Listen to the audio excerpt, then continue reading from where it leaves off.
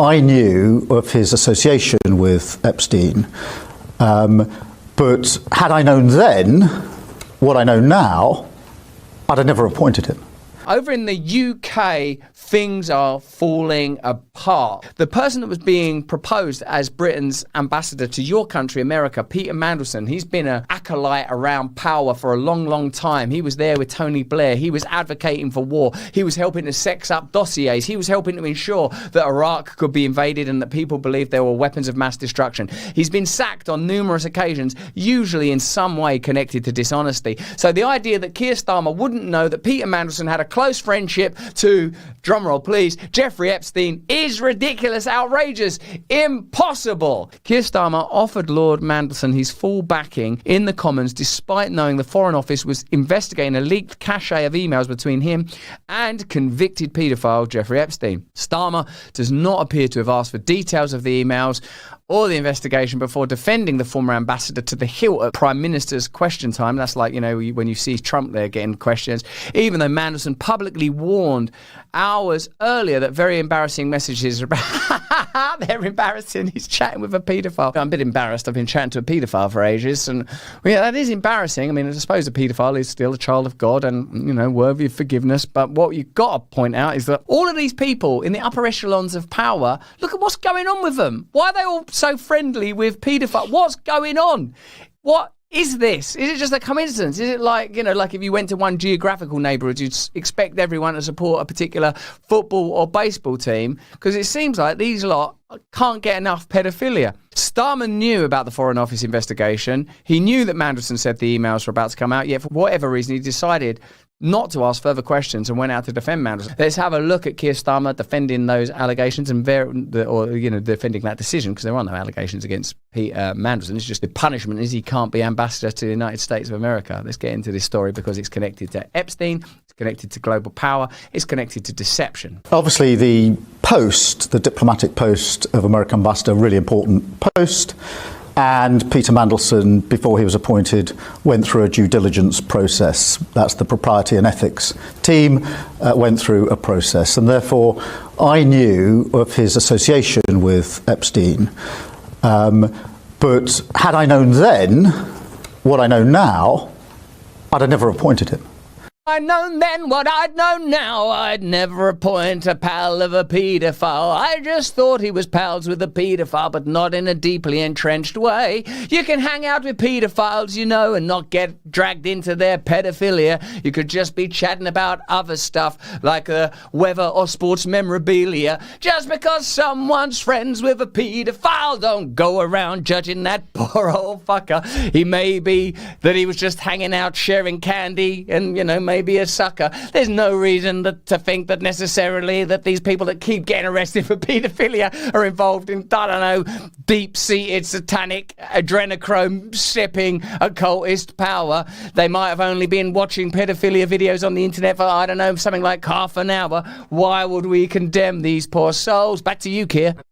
Because what emerged last week were emails, Bloomberg emails, which showed that the nature and extent of the relationship that Peter Mandelson had with Epstein was far different to what I had understood to be the position when I appointed him. On top of that, what the email showed was he was not only questioning, but wanting to challenge the conviction of Epstein at the time. That, for me, went and cut across the whole approach that I've taken on violence against women and girls for many years, and this government's approach. On top of that, what emerged last week, on Wednesday evening late, were Peter Mandelson's responses to questions that have been put to him by government officials. I looked at those responses and I did not find them at all satisfying. And therefore, on the basis of those three things, the nature and extent of the relationship being far different to what I'd understood to be the position at the point of appointment, the questioning and challenging of the conviction, which, as I say, goes to the heart and cuts across what this government is doing on violence against women and girls, and the unsatisfactory nature of the responses from Peter Mandelson last week to the inquiries made of him by government officials, I took the decision to remove him. What it really is what have I got to say to keep my job? That's all that is, isn't it? Like, what assemblage of language have I got to cough up in order to obfuscate the plain truth that I am just another political leader that is governing on behalf of deeper interests, and those interests transcend political parties, they transcend eras, they are deep. I don't understand them, you don't understand them, no one really understands them, but this is the important thing to understand, is we don't need to continue like this anymore. This is what we're living through, an attempt to maintain power that's not legitimate anymore. There's no reason for you to send off a person to Congress or the Senate or Parliament or wherever to represent your opinions, your party, your politics or your view.